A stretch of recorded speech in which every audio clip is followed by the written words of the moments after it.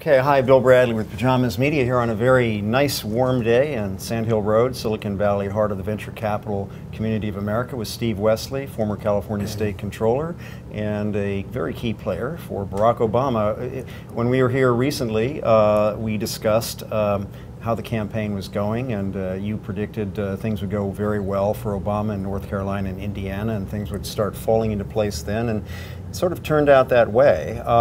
Where do you see this going next in terms of winning over more of the superdelegates, and how are you going to go about working to get those folks to come on board?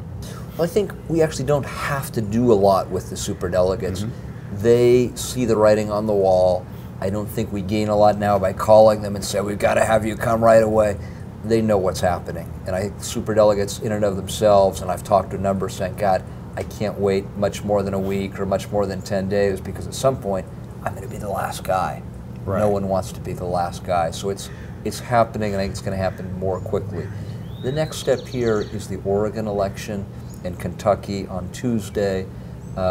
Senator Clinton may win Kentucky. I think Senator Obama is going to win Oregon by even more. So the challenge for the Obama team, I think, is to be gracious, to let the Clinton people come at the rate they want, but to begin to communicate where are the battle lines going to be drawn for the election in November. How do you see Obama drawing hard contrast with McCain? I think on the key issues of the day, the war in Iraq and on the foreign policy, the Republican candidate McCain is on the wrong side of both those issues. What does that leave?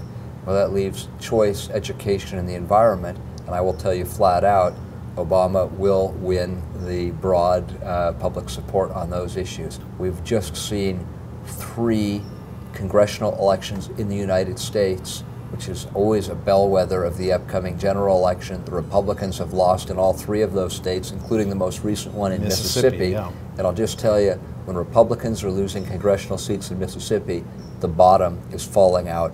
And I think if there's a candidate who we like to think is experienced, but continues to stand up as he did just a few weeks ago and said, you know, the right policy on energy, it's to get rid of the gas tax and encourage every American to do lots of driving this summer. That's utterly preposterous, and it really undercuts this notion that he is somehow inexperienced or the candidate of common sense.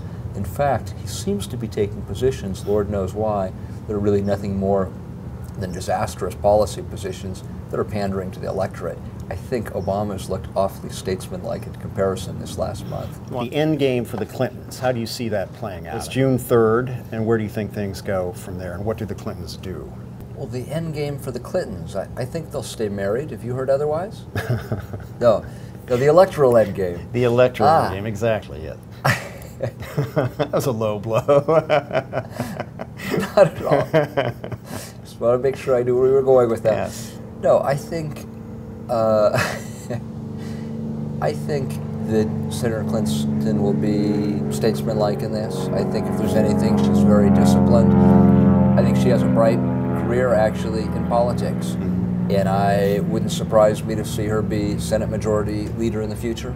It wouldn't surprise me to see her have opportunities in Democratic administrations, including the Obama administration. This is one of the smartest people in the Democratic side of the aisle. And I think she's really impressed a lot of people, not just with her conversancy on policy issues, but with her toughness. And those are attributes Americans respect. But I think she'll continue to be a fixture in American politics. Yeah, what about a running mate situation? I think Senator Obama is going to want to move quickly but judiciously. And I think there's 6 or 7 people that would certainly jump to the top of my list. I'm sure he'll do an exhaustive search. But I think he's going to want to have a strong running mate. You know, he'll announce that, I would guess, in the convention at Denver in August. I don't know it would be before that. But I think he'll be looking. And there's some intriguing candidates from Senator Evan Bayh, who I think is a great person, brings some heartland appeal, to people like Senator Sam Nunn, who really bring that foreign policy expertise. There's Senator Webb from Virginia. General Wes Clark is an interesting choice. I think the Democrats have some intriguing candidates. And I think Senator McCain is going to have to find somebody younger. The simple fact is you have a Democratic candidate who excites people, who's put together one of the best political operations people have seen, who's outraising the Republican counterpart 2 or 3 to 1 at a time when the national mood is running against the status quo. Everything we've seen in the last 11 months suggests this is a guy who has a date with destiny.